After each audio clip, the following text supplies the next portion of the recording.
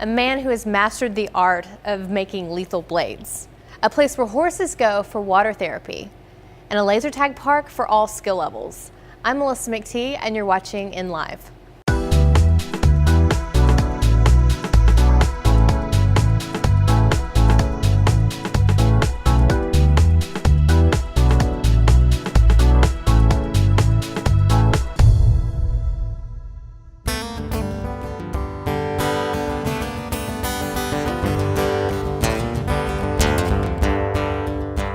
We're bringing you the stories from the pages of In Magazine. And joining me now is Danny Mogul, editor of In.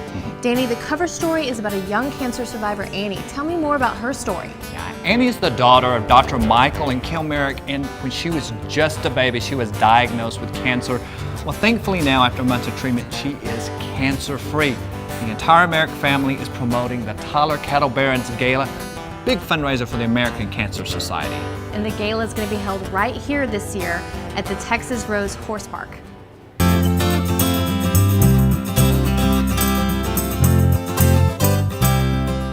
Joining me now is Kathy Brunson. She's the owner of the Texas Rose Horse Park. Kathy, tell me a little bit about this place. Texas Rose Horse Park, we started this facility in 2006. It is a family-ran business, and we have two different things we do here. Texas Rose is the event part where we hold competitions for horses and that, dog shows, concerts, a multitude of things. And then Brunson Equestrian Centers where we do summer camps and board horses and do birthday parties for kids and things like that. Okay, and your next upcoming event is a competition or what? Yes, we start back in a couple of weeks, our competition. We typically run all year long. Some of the summer months we just do clinics and things like that. And we're looking forward to doing the Cancer Society's gala here. Okay, great. Thank you, Kathy. It was great learning more about the Texas Rose Horse Park. We also spent time at another place where horses receive a lot of tender, loving care. Let's take a look at LB Equine Fitness.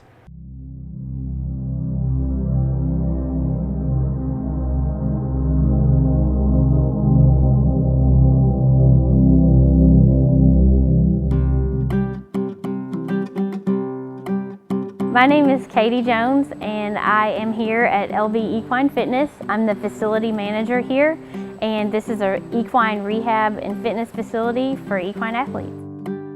We take in horses that are competition horses coming back from surgery or that have been off for a period of time, and we get them back in competition shape. One of the things that we use the most is probably the Aqua Icelander water treadmill. We use that for a lot of horses that come off of surgery. It's very low impact. It really builds a horse's back muscles, their top line, their hindquarters, and it's really the only workout that we can get for a horse to use their core muscles. The first horse that we worked was in the Aqua treadmill, Scarlett. She's been here for about 2 months. She had back surgery probably about a year ago and has been off work ever since. Her owner brought her here, wanted her back in top physical condition. We also wanted to work out a nutrition plan that would work for that.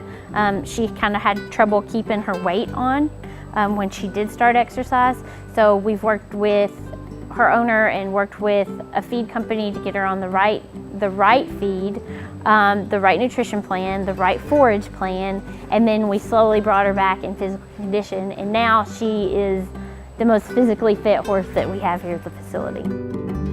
The pool the horses actually swim. It's 11 feet deep, so they have to swim. A pool for a horse and swimming is a really good cardio workout. It really helps build their air. Like for barrel racing, they really want their air built up. The pool is going to do that. We swam 2 horses today that you saw. One of those horses was post-injury. The other one is here to get back into physical shape just after time off. With swimming, those horses it's a cardio workout. Just like someone would run, but it's very low impact on their joints. The cold saltwater spa is a lot like an athlete that would ice down. Today we used it on Cool. He had surgery 30 days ago. He had a splint bone removed in his front left leg, and that reduces swelling. It brings the tendons in nice and tight.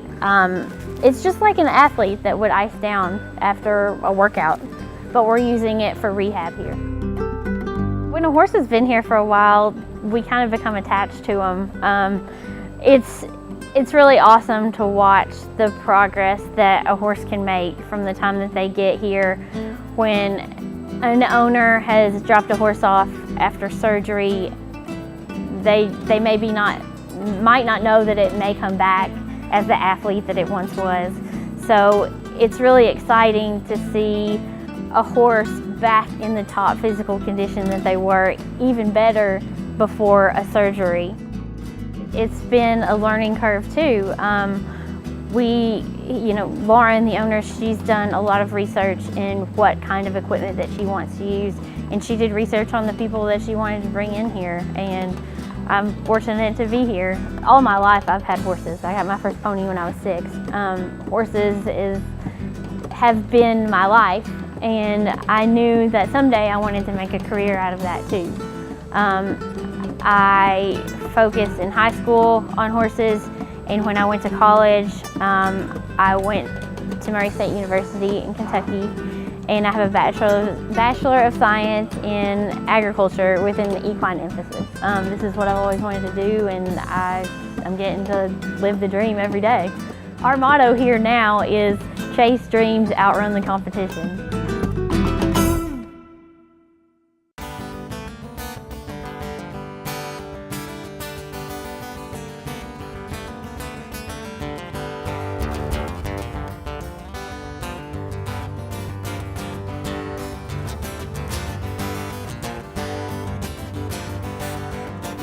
Water therapy helps these horses heal faster and get stronger. Melissa, I have to say, I've never seen a horse on a water treadmill. Well, now we want to introduce you to a man who transforms steel into cutting tools that many say are works of art. You're talking about Josh Fisher. He's a knife maker for Brownsboro, Texas. Our video crew caught up with him at work in his studio.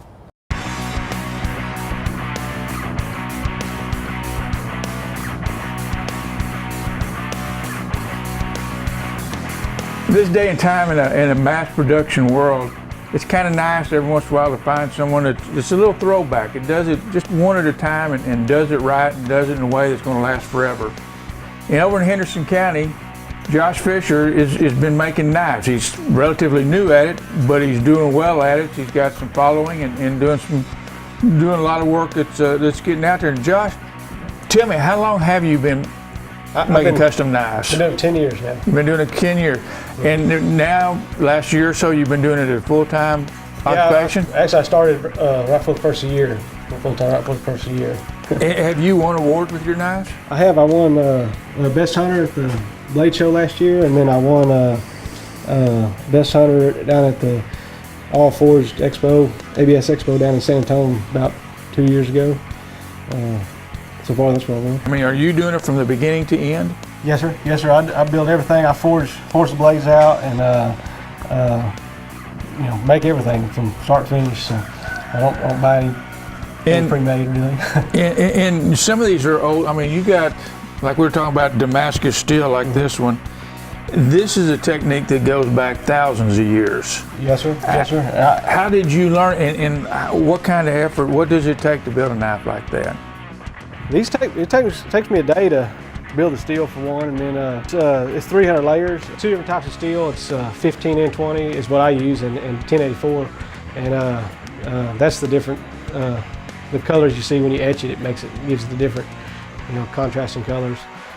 I start with 25 layers, stack it up, weld it up together, and then forge it together, together. I weld the sides of the billet up so that it wouldn't come apart when I'm pressing when it's really hot and when I'm pressing it together. So once I get the first weld done, or first couple welds, get it pressed down a bit, then I grind those welds off so they won't be pressed into the billet. It'd be just a bunch of trash in there, won't look good. So that's the same reason why I knocked that scale off my press, so I just didn't push that stuff all into the blade. And then once I do that, I'll cut it up, stack it again until I get the layer count I want. And then from there, however I want to manipulate the steel to make the pattern I want. After the blade's forged, then I'll flatten it all out and get everything true, and then get a center line on the blade, and then grind the blade out. And that's kind of where I start. Where do you? I mean, your wood is very exotic. Where do you find it? All over the place. I get some at shows. This year I ordered from it comes from Hawaii, and some stuff I have to get from Australia. Different stuff. So a lot of it comes in blocks, and I'll just I drill a hole in it, make where I can fit it together, and then shape the handle. I use about 4 different grits on a knife. I'll start with a coarser grit and hog out a lot of material, and then I'll go finer grits as I go. It makes it where you have less hand work when you get done. But I change the belts probably 10 or 15 times probably while I'm working on it, but go back and forth. And just a regular blade, I could probably have that finished in, well, the time you temper it and all that stuff, but half a day. But I can have the blade forged and ground out in an hour easy, but then I gotta heat treat it, and then all the hand finish and the satin, that takes a while there. You got to get all the scratches out and do it by hand, but the Damascus, it'd probably add 4 hours to it, something like that. There's a lot of stuff I'm wanting to learn, but I want to try to do some lock blades. I know that. I haven't done that. I've done slip joints, but I want to learn lock blades, and I'd like to try to do some. I've done some spears, but I want to do some different kind of spears and all of it. There's a lot to do, swords, everything. Do all that. So I'd like to get into a little bit of all that.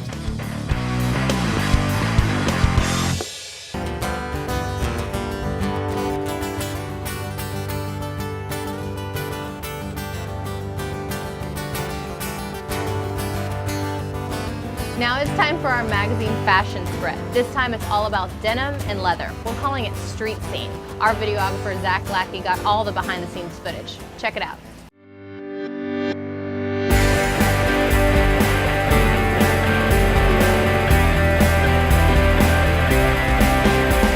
So I'm super excited about this shoot because this is the first time we've really been able to showcase like a back to school but like edgier.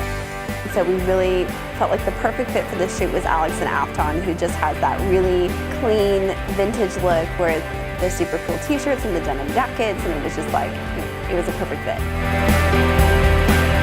Hit and Miss is where we actually shot on location. They have amazing set designs that we are able to really be able to bring in those vintage cars and have those spots to where we can really develop something that makes people see something different. And it's also a great way to showcase the beautiful outdoors of East Texas at the same time. Allison is probably the oldest model in the group, and so she really gave off that back to school but like college vibe. And then we had Emily and a new male model, and we really wanted them to have that edgier high school, like cool kids kind of vibe.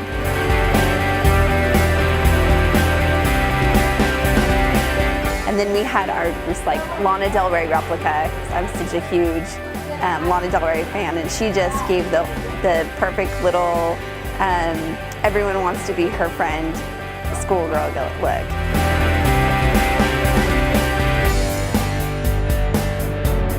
So when you're dealing with an outdoor shoot, it leaves so many variables for things to go wrong, especially when we're bringing in a lot of new people. When you're working with amazing photographers like we did on this set, we're just so grateful that they are able to work with any circumstance that we're in. But yes, it was torrential rain, and then humid, and figuring out when the car was going to be there, how many cars we were going to have, and working with new models, and it leaves a lot of variables to go wrong, but I really just push our teams to develop on each and every shoot to just be better, be bolder, and just get a just sharper and edgier shot every single time. So I think that we are constantly progressing. I think it makes for a good story.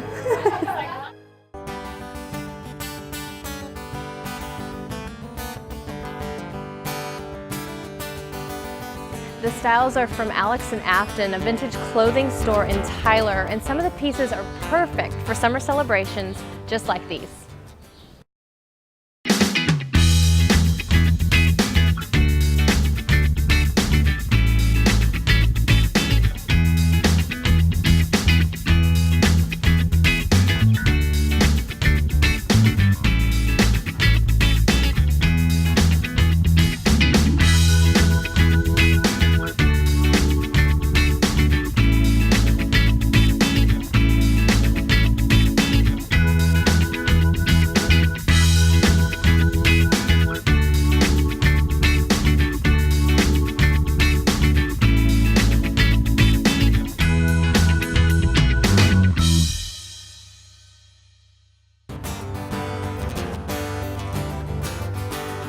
Those events look like a lot of fun, but if your ideal for fun is laser tag, we have the place for you.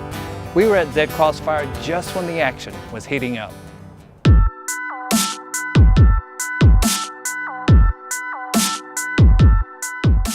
My husband just, when he got on iCombat and saw what could happen, he just went crazy with it. And he thought, okay, I could see us doing something like this.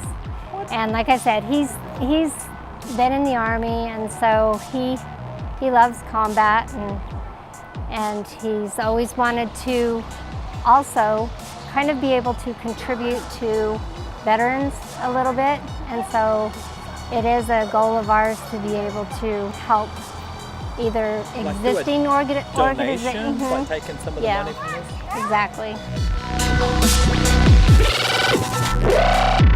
The guns we use are real M4 guns. Of course, the internals are just laser. And so we also have a headband and a vest that they wear. And there's actually a belt we are considering purchasing, also a shock belt. The lights will light up red when you've been shot. Each game lasts for about 5 to 10 minutes, but you play for an hour. Every time you come to play, you play for an hour.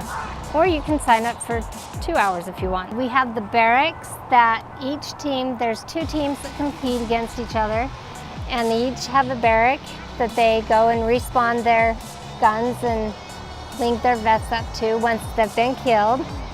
And then pretty much we have our tower that supplies all the electricity and the music, and there's an employee that mans that tower and lets you know how you're competing against each other. And there's things you can climb, so you can be high above or be low on the ground and hide behind. We've got a couple of walls, and like I said, the lights will make it a little more deceptive at night. There are different games that come with the franchise, and you can say, hey, I want to play this game, and that's what you talk about in the barracks. They can be decided in the barracks, what game you want to play, what music you want to listen to, what you really want to do. With our computer system, we're linked worldwide, and so people that come and play can actually, at the end of the night,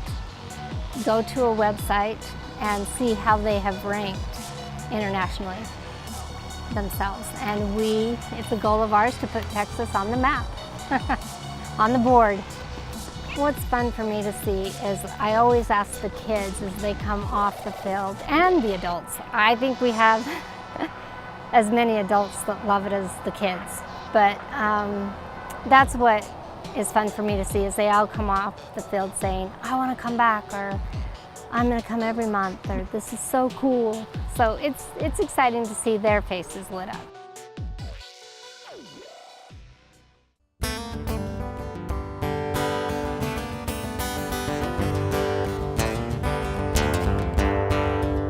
Well, this brings us to the close of another episode of In Live. We want to thank Texas Rose Horse Park for having us here, and we hope to see you here August 12th for the Cattle Barons Gala.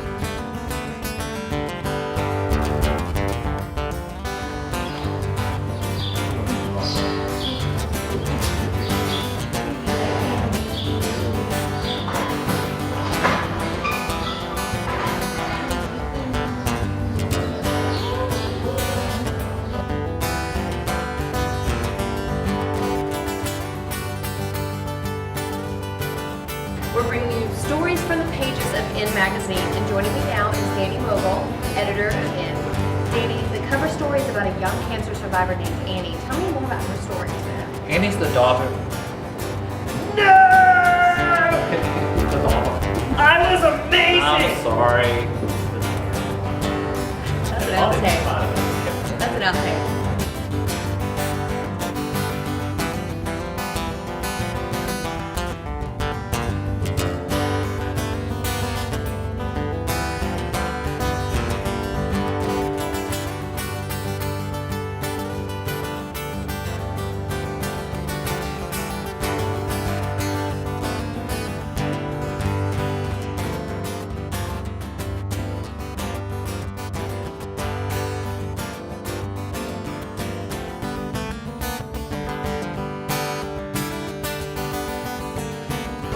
Now it's time for the magazine's fashion feature. This time it's all about leather and denim.